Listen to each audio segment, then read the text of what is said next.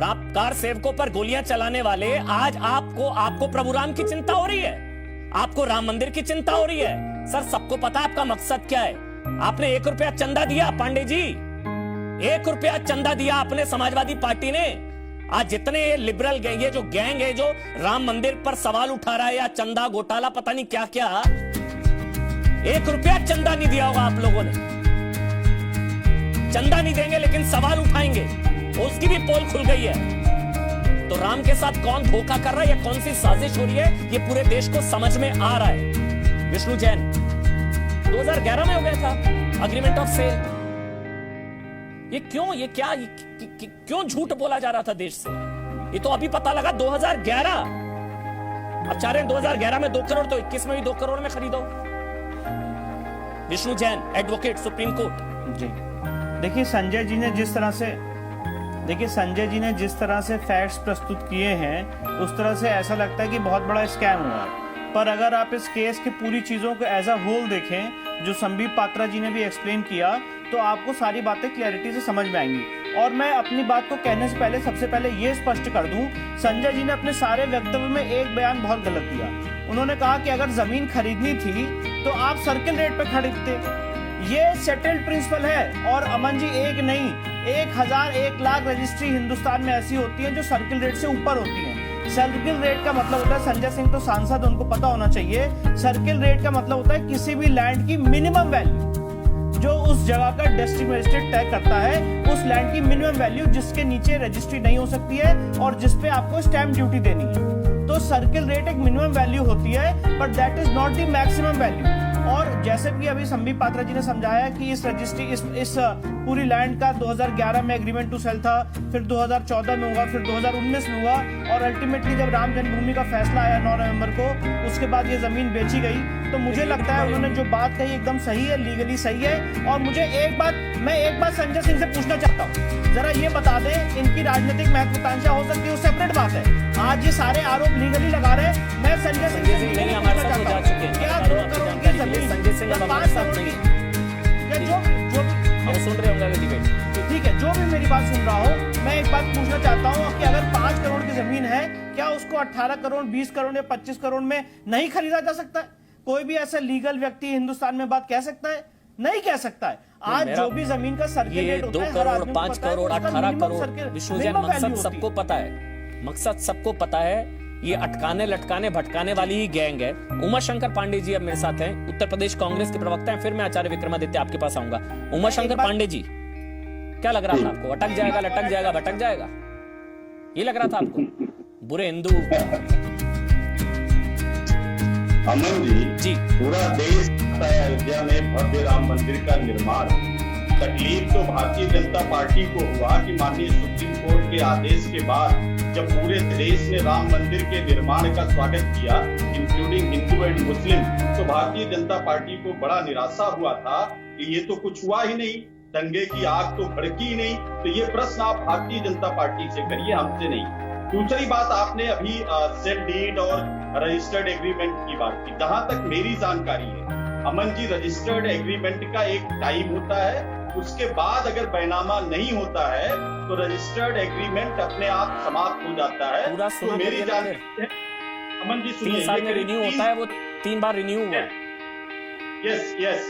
और कोई भी रजिस्टर्ड एग्रीमेंट अगर बगैर किसी टोकन मनी के हो रहा है, जैसा कि इस मामले में दिख रहा है कि टोकन मनी का कोई जिक्र नहीं है, तो यानी कि अगर बगैर टोकन मनी के कोई रजिस्टर्ड एग्रीमेंट हुआ है जिसका परचेज यानी कि बैनामा 10 साल बाद 2021 में जाके हो रहा है, तो ये अपने आप पर एक बड़ा प्रश्न चिन्ह खड़ा करता है। किस पर प्रश्न चिन्ह खड़ा करता है?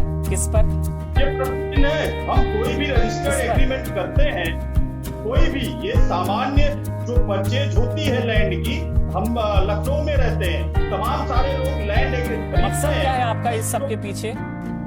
मैं बनकर बता दीजिए ना। आपको लगता है इससे तुष्टीकरण हो जाएगा, आपका वोट बैंक खुश हो जाएगा, फिर से राम मंदिर पर सवाल उठा देंगे? मकसद क्या है? मकसद रजिस्टर्ड एग्रीमेंट जब होता है, हरीश पाठक जी कोई सामान्य विक्रेता नहीं है, वो भी एक मंदिर के महंत है, वो भी महंत है, बाबा हरिदास जी है वो, जिनसे इन लोगों ने रवि पांडे जी। वो उनसे रजिस्टर्ड एग्रीमेंट कर रहे थे। उमा शंकर पांडे, उत्तर प्रदेश कांग्रेस से। पांडे जी, पांडे जी मकसद क्या है आपका? आप चाहते क्या है वो मकसद बताइए। मकसद अटक जाए, लटक जाए, भटक जाए मंदिर फिर से। आप लोगों की खींच है मंदिर के खिलाफ। ये पर हो रहा है, वो भारतीय जनता पार्टी भी लाख कोशिश कर ले, कोई दंगा नहीं होने वाला है। शांति से अयोध्या में भव्य राम मंदिर का निर्माण होगा। लेकिन 5 फरवरी को माननीय सुप्रीम कोर्ट के आदेश पर जिस ट्रस्ट का निर्माण हुआ था, उस ट्रस्ट में ऐसे लोग आ गए हैं जो चंदा जीवी हैं। कौन है? संबित जी कह रहे हैं वो चना खा के रहते हैं। हाँ बिल्कुल, आपदा में अवसर तलाशने वाले लोग हैं ये। संबित आप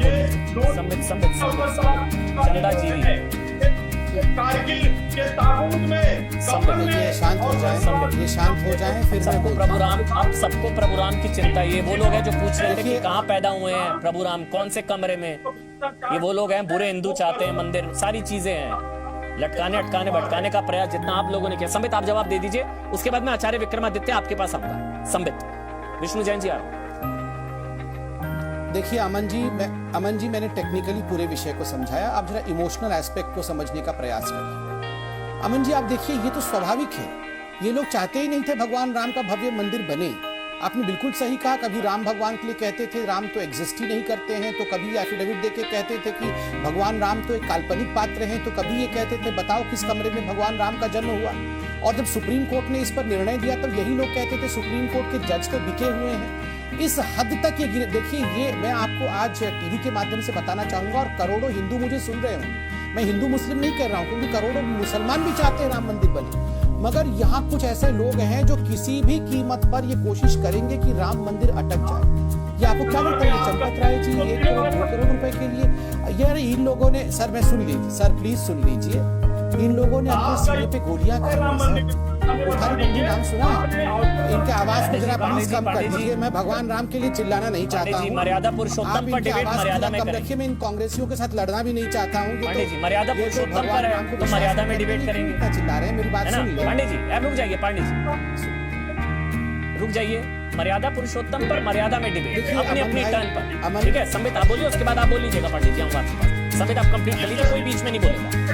प्रभु राम पर डिबेट है सर, कहाँ पूरी तेजी। अमन भाई, संबित आप। अमन भाई, जिन लोगों ने अपने सीने पे भगवान राम के मंदिर के लिए गोली खाई, ऐसे सैकड़ों लोग हैं। लाशें बिछ गई थी, लाशें नदी में बह रही थी, सरयू नदी में लाशें बह रही थी, लाल हो गया था नदी का एक हिस्सा। आपको क्या लगता है ये 1-2 करोड़ के लिए इन लोगों ने अपनी लाशें बिछाई थी? इन लोगों ने अपनी लाशें बिछाई थी। मैं सभी से अपील करूंगा, और खासकर आज उत्तर प्रदेश की जनता से अपील करूंगा, न बटना तुम ब्राह्मण, राजपूत, गुर्जर, जाट में एक मुस्त होकर, हिंदू होकर खड़े हो जाना। ये सारे लोग कोशिश करेंगे कि किसी भी कीमत पर मंदिर न बनने दे। एक मुस्त होकर खड़े होना और अपने आराध्य देव का मंदिर किसी भी कीमत पर बने, इसके लिए कोई भी कसर बाकी मत छोड़ना, और विश्वास रखना उन लोगों पर जिन्होंने अपना न्योछावर किया है भगवान राम के मंदिर के लिए। कभी भी अविश्वास मत करना। मैंने टेक्निकली समझाया है, मगर बहुत सारी चीजें टेक्निकली आप लोग भी समझ नहीं पा रहे होंगे। ये बेनामी, अनामी, ये एग्रीमेंट, ये डीड क्या होता है, मगर आप सिर्फ मन के अंदर विश्वास रखना, ये मान के चलना, ये जान के चलना कि ये लोग एक पैसा यहाँ वहां नहीं करेंगे। ये पैसा आपका है, भगवान राम आपके हैं, ये मंदिर सैकड़ों वर्षों तक हमारी देश की धरोहर है, कोई इसके साथ खिलवाड़ नहीं कर रहा है। सोनिया गांधी जी चाहती हैं कि राम मंदिर बने? बिल्कुल नहीं चाहती है। ये आम आदमी अमानतुल्लाह खान, ये पूरा राम मंदिर वाला विषय कौन देख रहा है आपको पता है? अमानतुल्लाह खान जी जाके अयोध्या में रिसर्च कर रहे हैं कि राम मंदिर में जमीन किससे खरीदी गई, किससे नहीं खरीदी गई। ये अमानतुल्लाह खान डिसाइड करेंगे राम मंदिर को। और रिजवी अभी आके आपके यहाँ रिजवी बयान दे रहे थे राम मंदिर पे, ये रिजवी बयान देंगे, अमानतुल्लाह खान इस पे डिबेट करेंगे, और यहाँ पर सोनिया गांधी डिसाइड करेगी? कदाचित नहीं।